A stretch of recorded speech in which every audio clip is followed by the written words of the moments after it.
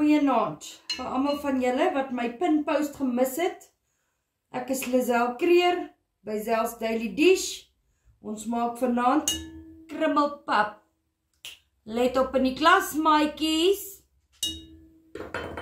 Ek het in my pot 2 koppies water, sout na smaak, bietjie botter, want dit maak dit lekkerder. Dus jou huis, doen wat jy wil. Ek gooi botter in my huis. Nee, ek grap net. 2 koppies water. 3 koppies meel. Maak toe die deksel. Do not touch it for 5 minutes. Do not stir, do not touch. Moenie dit roer nie, los dit net so vir 5 minute. Dan wys ek julle hoe maak ons. I'll be right back. Op hierdie donderdag wat die sonnetjie so effens skyn.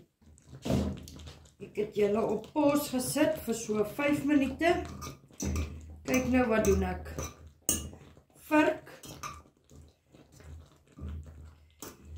Jy maak net so. Pas op dat jy nie brand nie, want dit is seer. Julle maak hy krummels.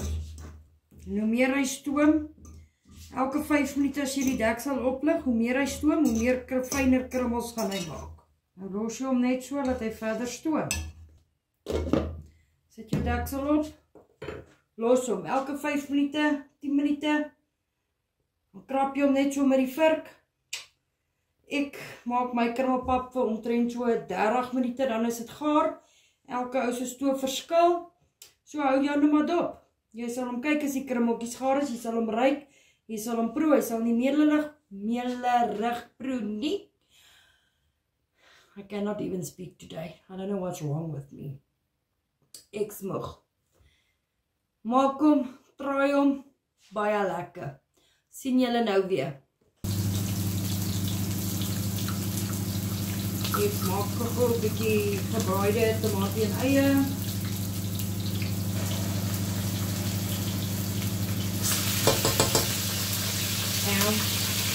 Bietjie spice,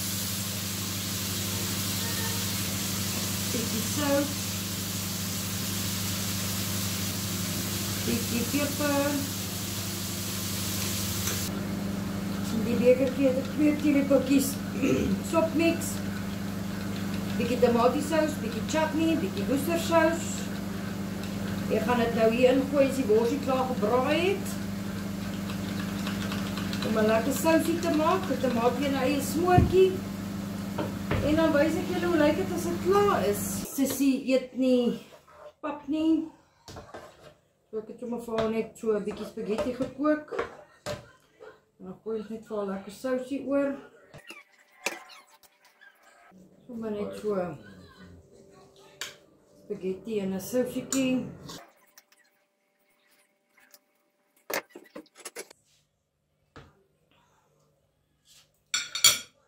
Julle lyk die krummelpap.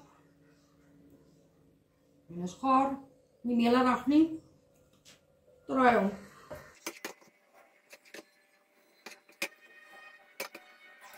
Lekker tomatie en eie smoortjie, stukkie wors, krummelpap en sous.